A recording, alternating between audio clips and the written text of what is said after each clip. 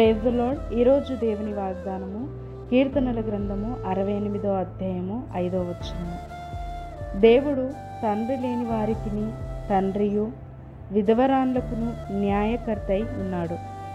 మరి దేవుడు ఈరోజు తండ్రి లేని వారికి తండ్రిగా ఉంటానని వాగ్దానం చేస్తున్నాడు. అదేవిధముగా విధవరాండ్లకు న్యాయకర్తగా ఉంటానని వాగ్దానం చేస్తున్నాడు.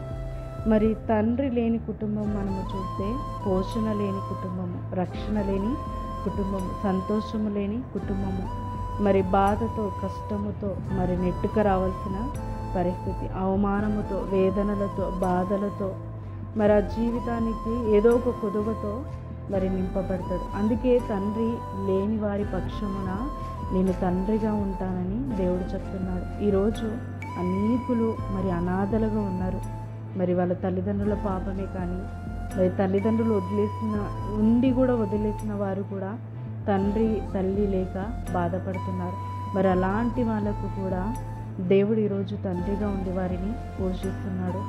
మరి ఎవరిని విడిచిపెట్టాడు. ఎందుకంటే మరి ప్రతి ఒక్కరిని దేవుడే కలుగజేసిండు. మరి తన ప్రాణం ఇచ్చి మనని రక్షించుకున్నాడు. మరి ఆయన్నే మనని పుట్టించున్నాడు కనుక తండ్రి కన్నా గొప్పగా మనని ప్రేమిస్తున్నాడు. కనుక ఈరోజు ఎవరికైతే మరి తండ్రి లేదో తల్లి లేదో బాధపడుతున్నావేమో, మరి నువ్వు ప్రతి విషయంలో మరి దిగులు పడుతున్నావేమో, ఈ లోక తల్లిదండ్రులు మరి ఎప్పటికైనా శాశ్వతం కాదు, అయినప్పటికీ నువ్వు త్వరగా కోల్పోయి ఇంకెక్కువగా మరి మితిగా బాధపడుతున్నావేమో, ఈరోజు దేవుడు నిన్ను ఆదరించడానికి శాశ్వతమైన దేవుడు, నీ చెయ్యి విడవని దేవుడు ఈరోజు నీకు తండ్రిగా ఉంటానని వాగ్దానం చేస్తున్నాడు.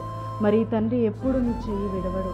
మరి ఆ తండ్రి అయినా నీ చెయ్యి విడిచి వెళ్ళిపోయినాడు. మరి నిన్ను సంతోషకరమైన జీవితానికి నడిపిస్తాడో లేదో కానీ మరి ఈ తండ్రి నీకు సంతోషకరమైన జీవితాన్ని కలగచేస్తాడు. మరి నీకు పోషకుడుగా మరి నీకు అన్ని విధాలుగా దేవుడు సహాయం చేస్తాడు. మరి నువ్వు ఆయనని తండ్రిగా ఒప్పుకున్నట్లయితే ఈరోజు దేవుడు నిన్ను అన్ని విషయంలో ఆయన కృపతో నిన్ను అన్ని విషయంలో దీవిస్తాడు. మరి తండ్రి ఉండి కూడా మరి లేనట్టుగా బాధపడుతున్నావా, మరి వారికి కూడా దేవుడు తండ్రిగా ఉంటాడు. ఎందుకంటే మరి ఆయన్ని మనల్ని సృష్టించింది కనుక ప్రతి ఒక్కరికి తండ్రి ఆయనే. ఈరోజు దేవుడు నీకు తండ్రిగా ఉండి మరి ప్రతిదీ నీకు సహాయం చేసి నిన్ను సంతోషకరమైన మార్గంలోకి నడిపించి దేవుడు నిన్ను సరిచేసి అన్ని విషయాలలో మరి ప్రతి విషయములో తన కృపతో నింపి నీకు శాశ్వత కాలము దేవుడు తండ్రిగా మరి నీకు తోడుగా ఉంటాడు.